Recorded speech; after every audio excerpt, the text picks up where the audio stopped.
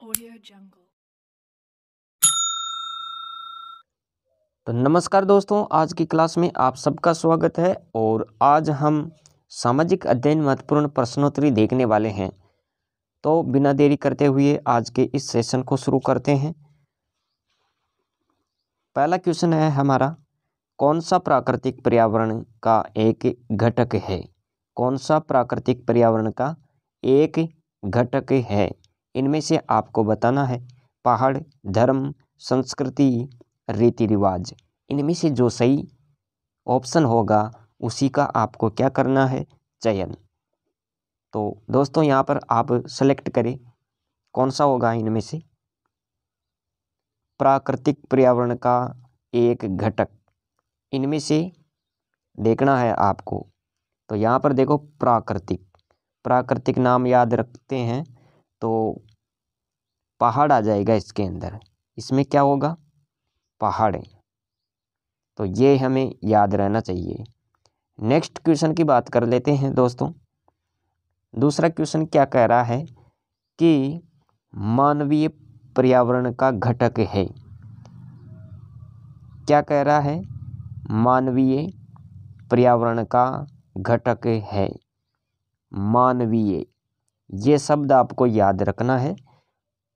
तो यहाँ पर आपका ऑटोमेटिक सही ऑप्शन हो जाएगा पहाड़, पठार, भूमि, धर्म।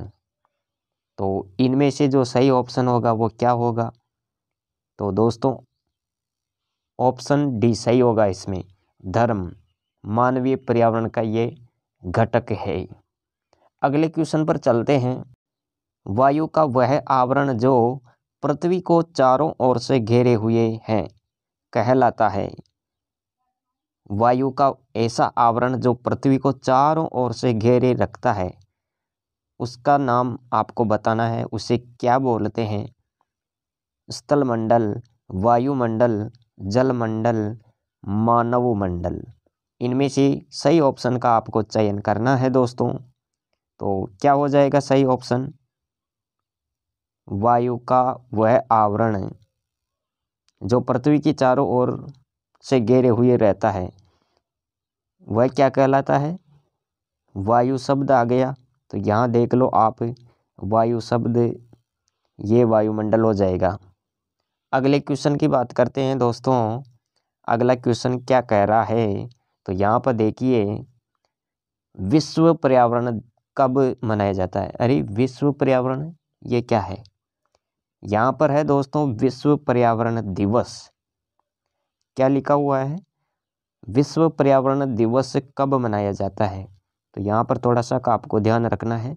दिवस शब्द जरूर आगे लगाए, क्योंकि मैंने यहाँ पर लिखा नहीं था। कभी कभी मिस्टेक हो जाती है ना दोस्तों। तो इसमें जो सही ऑप्शन होगा वो क्या होगा? ऑप्शन ए 5 जून। क्या होगा इसका सही ऑप्शन? सही ऑप्शन आपको बताना है ऑप्शन ए 5 जून विश्व पर्यावरण दिवस मनाया जाता है। अगले क्वेश्चन पर चलते हैं। और दोस्तों बता देना चाहता हूँ, अगर आपने अभी तक चैनल को सब्सक्राइब नहीं किया है तो चैनल को ज़रूर सब्सक्राइब करें और वीडियो को लाइक करें। इनसे हमें मोटिवेशन मिलता है कि आप कितना पसंद कर रहे हैं हमारा ये प्रयास। तो दोस्तों अगला क्वेश्चन है हमारा, कौन सा पर्यावरण का प्रमुख परिमंडल नहीं है? कौन सा पर्यावरण का प्रमुख परिमंडल नहीं है?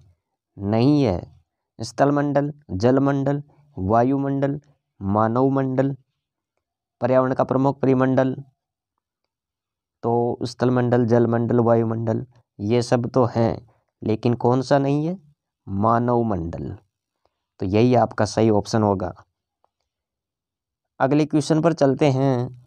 स्थलमंडल का घटक नहीं है। अब आ गया यहाँ पर स्थलमंडल, और इसका कौन सा घटक नहीं है?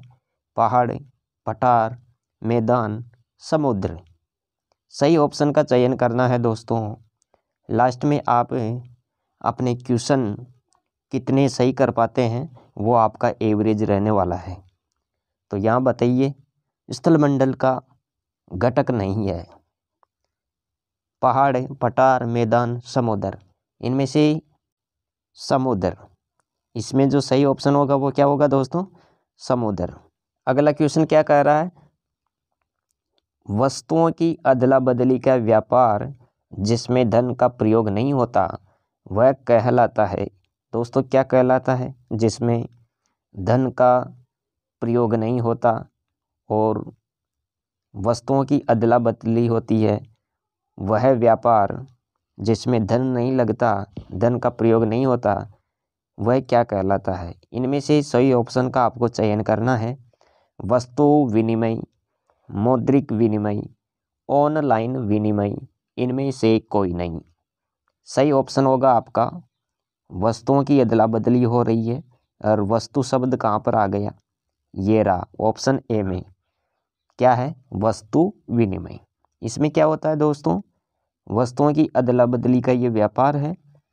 वस्तु के बदले वस्तु का लेन देन होता है, बदले में किसी प्रकार का धन नहीं लिया जाता। तो ये आपको याद रखना है। 8वां क्वेश्चन है, प्राकृतिक पर्यावरण में पृथ्वी पर पाई जाने वाली जीवीय परिस्थिति में सम्मिलित है। इनमें से आपको बताना है जीवीय परिस्थिति में सम्मिलित। तो यहाँ पर देखो, पादप, पहाड़, स्थल, जल। दोस्तों याद रखना ऑप्शन ए सही होगा इसमें।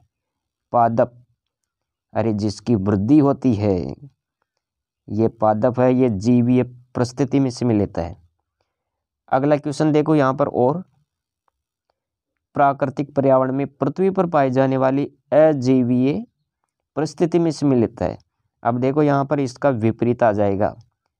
याद रखना है आपको, यहाँ पर प्राकृतिक पर्यावरण में पृथ्वी पर पाई जाने वाली अजैवीय परिस्थिति में सम्मिलित है। पादप, जीव जंतु, वायु, मनुष्य। अजीवीय जिसमें जीव नहीं, जिसमें जीव नहीं। तो यहाँ पर क्या होगा? सही ऑप्शन बताओ। पादप, जीव जंतु, वायु, मनुष्य। अब इसमें क्या होगा दोस्तों? वायु। क्या आ जाएगा यहाँ पर? वायु। अगले क्वेश्चन पर चलते हैं। हमारा क्वेश्चन है, पृथ्वी का गुरुत्वाकर्षण बल थामे रहता है। पृथ्वी का गुरुत्वाकर्षण बल थामे रहता है वायुमंडल को, जलमंडल को, स्थलमंडल को, इनमें से कोई नहीं। तो दोस्तों सही ऑप्शन क्या होने वाला है यहाँ पर? आप भी बता दीजिए, क्या लगता है आपको? तो दोस्तों यहाँ पर देखिए सही ऑप्शन क्या हो जाएगा यहाँ पर? वायुमंडल को। इसका सही ऑप्शन क्या होगा? वायुमंडल को। पृथ्वी का गुरुत्वाकर्षण बल क्या थामे रहता है? वायुमंडल को। तो सही ऑप्शन का आपको यहाँ पर चयन करना है। अगले क्वेश्चन पर चलते हैं। पृथ्वी की सतह की सबसे ऊपरी परत क्या कहलाती है? पृथ्वी की सतह पर या पृथ्वी की सतह की सबसे ऊपरी परत क्या कहलाती है? इनमें से सही ऑप्शन का आपको चयन करना है। प्रॉपर्टी, मेंटेन, क्रोड, कोई नहीं। तो दोस्तों याद रखें, इनमें सही ऑप्शन होगा आपका प्रॉपर्टी। तो ये याद रखना है यहाँ पर। अगले क्वेश्चन पर चलते हैं।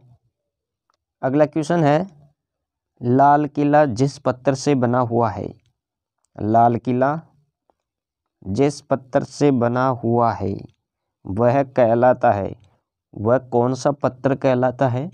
तो यहाँ पर देखो, लाल बलुआ पत्थर, संगमरमर, पीला संगमरमर, ग्रेनाइट। सही ऑप्शन होगा ऑप्शन ए, लाल बलुआ पत्थर। क्या हो जाएगा ऑप्शन सही? लाल बलुआ पत्थर। अरे लाल लाल याद रखना। क्या याद रखना है? लाल लाल। तो लाल बलुआ पत्थर, लाल बलुआ पत्थर राजस्थान में धौलपुर के क्षेत्र में पाया जाता है। तो ये भी आपको यहाँ पर देखना है, धौलपुर। और संगमरमर, ये संगमरमर यहाँ पर देखो पीला संगमरमर की बात हो रही है, तो इसमें आपको जैसलमेर याद रखना है। और ग्रेनाइट की बात करिए दोस्तों, तो ये ग्रेनाइट आपके हो जाएगा जालौर। जालौर याद रखना है। पीला संगमरमर जैसलमेर और लाल बलुआ पत्थर ये आपको क्या ध्यान रखना है, धौलपुर। और इस क्वेश्चन का जो सही ऑप्शन है वो क्या है, ऑप्शन ए लाल बलुआ पत्थर, लाल किला जिस पत्थर से बना है। अगले क्वेश्चन पर चलते हैं। किस खनिज का प्रयोग ईंधन की तरह होता है? एक ऐसा खनिज है जो ईंधन के रूप में जलाया जाता है। तो यहाँ पर आपको सही ऑप्शन का चयन करना है, लोहा, सोना, यूरेनियम, कोयला। अरे जलाया जाता है ईंधन के रूप में, कोयला याद रखना, कोयला। अगले क्वेश्चन पर चल दोस्तों, अगला क्वेश्चन है, द्रवित मैग्मा ठंडा होकर जिस सेल में परिवर्तित हो जाता है कहलाता है, क्या कहलाता है? द्रवित मैग्मा ठंडा होकर जिस सेल में परिवर्तित हो जाता है वह क्या कहलाता है? यही आपको बताना है। अवसादी सेल, आग्नेय सेल, कायांतरित सेल, उपयुक्त में से कोई नहीं। अरे वाह, इनमें से क्यों कोई नहीं होगा? तो यहाँ पर देखो, द्रवित मैग्मा ठंडा होकर जिस सेल में परिवर्तित होता है उसे क्या कहते हैं? तो यहाँ पर आपको बताना है दोस्तों, आग्नेय सेल। ऑप्शन बी सही होगा इसके अंदर, आग्नेय सेल। अगला क्वेश्चन देखो, विश्व की सबसे गहरी खान स्थित है। विश्व की सबसे गहरी खान कहाँ पर स्थित है भाई? और इसी का आपको जवाब देना है, सही ऑप्शन बताना है आपको। संयुक्त राज्य अमेरिका, भारत में, चीन में, दक्षिण अफ्रीका में। तो यहाँ पर जो सही ऑप्शन होगा वो क्या होगा, दक्षिणी अफ्रीका, दक्षिणी अफ्रीका में। यह आपको याद रखना है। और अगला क्वेश्चन क्या कह रहा है देख लेते हैं जल्दी से। चूना पत्थर है, चूना पत्थर है आग्नेय सेल, अवसादी सेल, कायांतरित सेल, अंतर्वेदी सेल। चूना पत्थर है, कौन सा सेल है ये? तो यहाँ पर आपको बताना है अवसादी सेल, अवसादी सेल। तो ये भी आपको यहाँ पर नोट करना है, अवसादी सेल। अगला क्वेश्चन देखो, महाद्वीपों पर प्रॉपर्टी की मोटाई है, मोटाई कितनी मोटी है यह आपको यहाँ पर बताना है, प्रॉपर्टी की मोटाई। तो दोस्तों याद रखें 35 किलोमीटर। कितनी? 35 किलोमीटर आपको यहाँ पर नोट करना है। ऑप्शन सी 35 किलोमीटर महाद्वीपों पर प्रॉपर्टी की मोटाई। अगला क्वेश्चन है, पृथ्वी की सतह पर किसके जमाव से बहिर्वेदी सेलों का निर्माण होता है? लावा से, खनिजों से, मिट्टी से, चूना पत्थर से। लावा से। पृथ्वी की सतह पर किसके जमाव से बहिर्वेदी सेलों का निर्माण होता है? लावा से। ये आपको यहाँ पर याद रखना है। 19 नंबर का क्वेश्चन है हमारे यहाँ पर, भू प्रॉपर्टी पर खुला एक छिद्र जिसमें पिघलते हुए पदार्थ अचानक निकलते हैं उसे क्या बोलते हैं? तो दोस्तों यहाँ पर जो सही ऑप्शन होगा वो क्या हो जाएगा, ज्वालामुखी। क्या होगा दोस्तों, ज्वालामुखी। ये आपको यहाँ पर याद रखना है। इसका जो सही ऑप्शन होगा वो ज्वालामुखी होगा दोस्तों। भूकंप की तीव्रता ये भी हमें याद रहना चाहिए। तो दोस्तों रिएक्टर स्केल पर, किलोमीटर में, खेल स्केल में, मीटर में भूकंप की तीव्रता मापी जाती है। ऑप्शन ए सही ऑप्शन होगा इसका, रिएक्टर स्केल पर। अगला क्वेश्चन देखो, यहाँ पवन द्वारा निक्षेपित रेत के ढेर को कहा जाता है?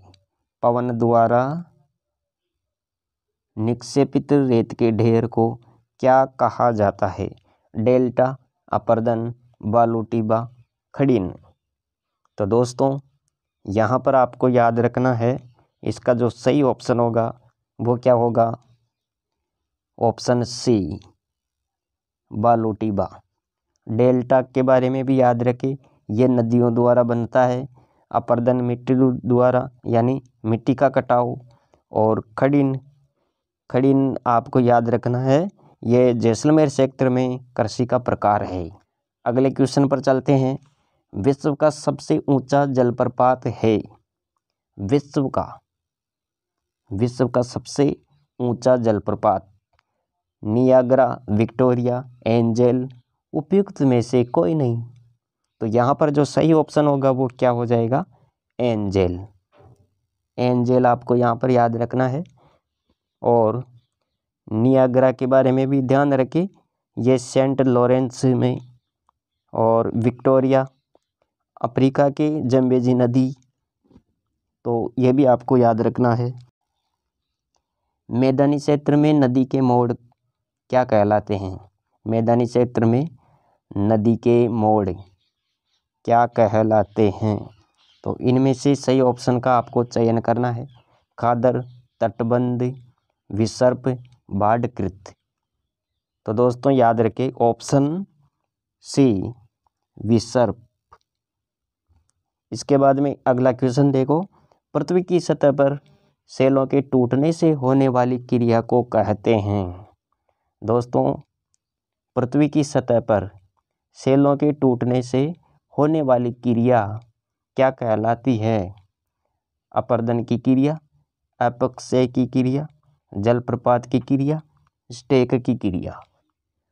तो यहाँ पर आपको क्या ध्यान रखना है? ऑप्शन बी, अपक्षय की क्रिया। अपक्षय की क्रिया यह आपको याद रखना है। दोस्तों इसके बारे में और याद रखना, अपरदन की जो क्रिया होती है ये मिट्टी से संबंधित है। इसके बाद में जलप्रपात की क्रिया, ये पानी से रिलेटेड, ये पानी से संबंधित है। तो अब अगले क्वेश्चन पर चलते हैं और आज की इस टेस्ट सीरीज का ये लास्ट क्वेश्चन है दोस्तों। कौन सी गैस वायुमंडल में सबसे अधिक पाई जाती है? उस गैस का नाम बताना है जो वायुमंडल में सर्वाधिक रूप में देखने को मिलती है।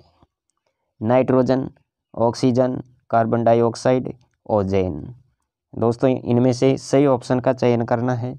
तो हमें पता रहता है इतना तो कि नाइट्रोजन है जो ये वायुमंडल में 78% पाई जाती है। ऑक्सीजन 21% पाई जाती है। और अन्य गैसें जो है वो शेष हिस्से में आती है। तो ये भी हमें याद रहना चाहिए। और इस क्वेश्चन का जो सही ऑप्शन है वो क्या है? नाइट्रोजन। यहाँ पर सर्वाधिक पहुँच रहा है, सबसे अधिक। तो ये आपको याद रखना है। तो दोस्तों आज की ये सामाजिक अध्ययन की टेस्ट सीरीज आपको कैसी लगी, ये क्वेश्चन आपको कैसे लगे, तो आप कमेंट करके ज़रूर बताइए। और अगला मॉडल पेपर, अगला क्वेश्चन पत्र हम और देखने वाले हैं। तो आप इस वीडियो को अपने दोस्तों तक भी शेयर करें। और चैनल को सब्सक्राइब नहीं किया है तो चैनल को भी सब्सक्राइब करिए, ताकि मैं जैसे ही अगली क्लास लेकर आऊँ उसकी नोटिफिकेशन आप तक पहुंच सके सबसे पहले। तो दोस्तों आज के लिए इतना ही, मिलते हैं नेक्स्ट क्लास में। तब तक जय हिंद, वंदे मातरम। Thanks for watching.